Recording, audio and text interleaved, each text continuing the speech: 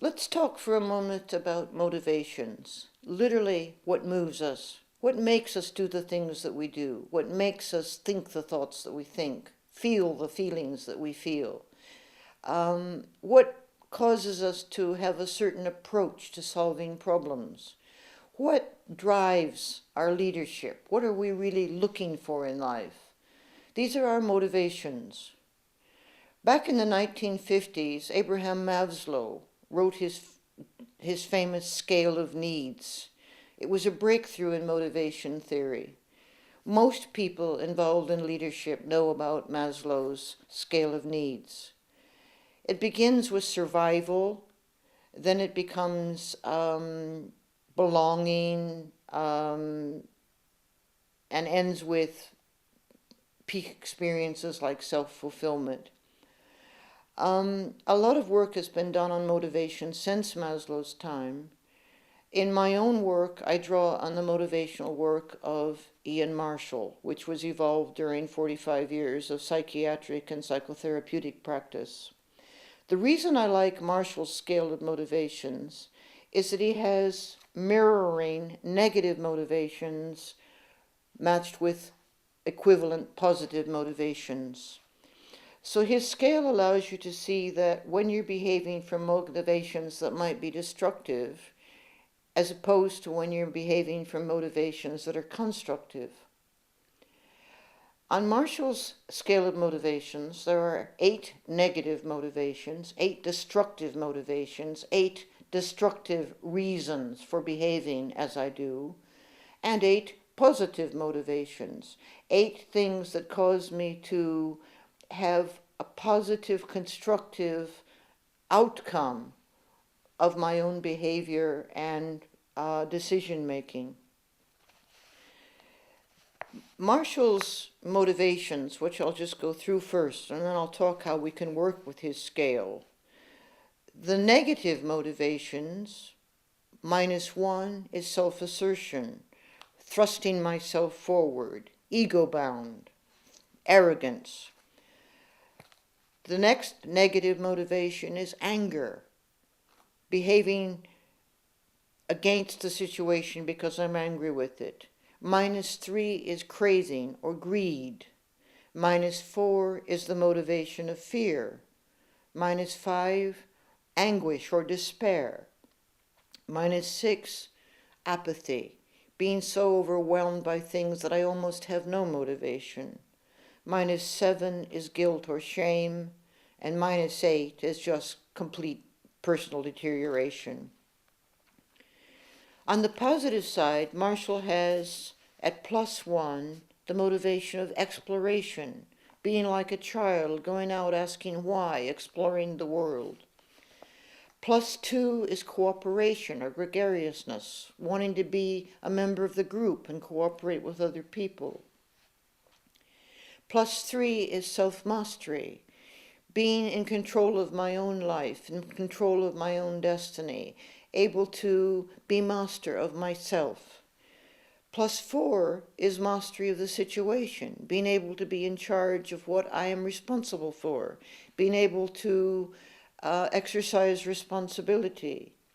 +5 is generativity or creativity, a motivation to bring something new into the world, to be innovative.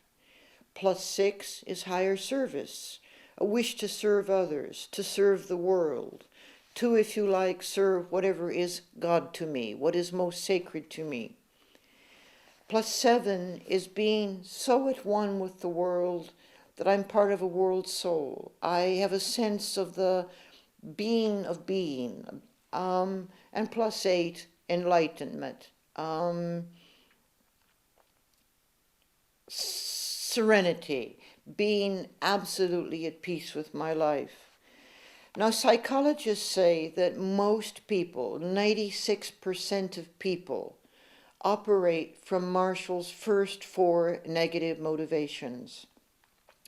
That is, they operate from fear, from craving or greed, from anger, or from self-assertion.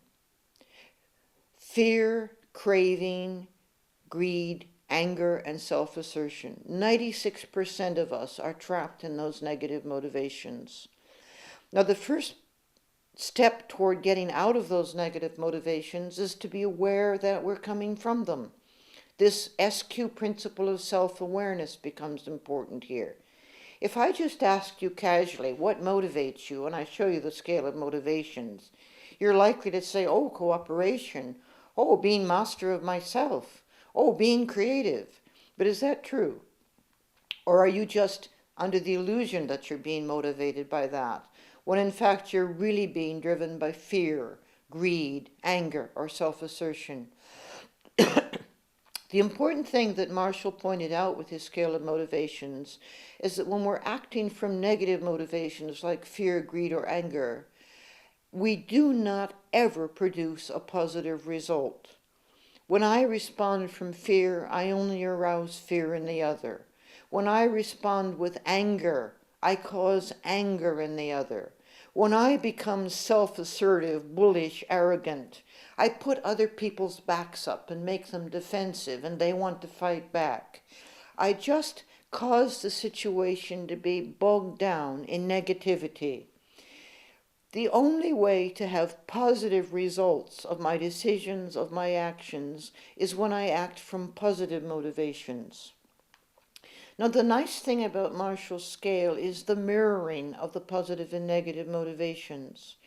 So instead of acting from fear, -4, he would have me acting from mastery of the situation. And I can switch from fear to mastery of the situation by using the SQ principle, the positive use of adversity. Instead of acting from craving or greed, I can act from +3 self-mastery. And I can do this by being vision and value-led. For instance, I had to lose a lot of weight recently. Now, one reason one is overweight is you're greedy about your food. You crave food. You crave eating all the time. How could I overcome that? I had a value of wanting to look better, to be in control of myself. I wanted to get back my self-esteem, so I was vision and value-led. And this led me to the motivation of self-mastery, wanting to be master of my own destiny, to be able to say no to eating too much food, drinking too much wine, etc. The positive motivation that balances -2 anger is +2 cooperation. Instead of fighting other people, I learned to cooperate with other people. I learned to get into correlation, to synchronicity with other people. I become part of the group, part of the system. I learned to operate in a flowing manner with my surroundings and with other people, rather than fighting against it, bashing my head up against the walls in anger. And in self-assertion, instead of being a leader that says, like Donald Trump, "Huh, am I not wonderful? I know everything. I've got the best solution to everything. I'm God's gift to leadership, God's gift to the world." Instead say, what can I learn here? Go out and use the positive motivation of exploration. What is there to discover? Where could my leadership take me? What questions might I ask with my leadership? So the positive motivation of exploration is much more creative than the Donald Trump self-assertion. Those of us who watch Donald Trump on television interviews can see how stuck he is on himself, how he doesn't open his mind to anything outside his own assumptions, his own views, because he's so certain that he is right. When you act from the positive motivation of exploration, you're opening yourself to challenge. You're opening yourself to challenging your own assumptions. You're beginning to ask why. You're beginning to ask what else is possible. And your leadership takes on a much more positive dimension.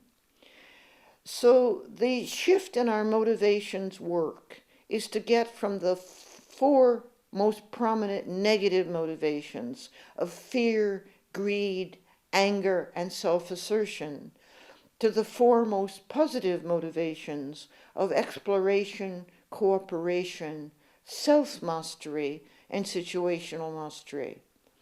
And in leadership, I happen to believe that the highest form of leadership is servant leadership. The servant leader is not a command and control leader who thinks he has all the answers and is just selfishly interested in achieving his own goals. The servant leader acts from the higher motivation of service, wanting to bring something to the world, wanting to give something to the world, wanting his or her company to contribute something to the world, something to the environment, something to future generations, to contribute something to life itself. So I think that the motivation that drives the highest form of leadership is the +6 motivation of service, and the highest form of leader is the servant leader.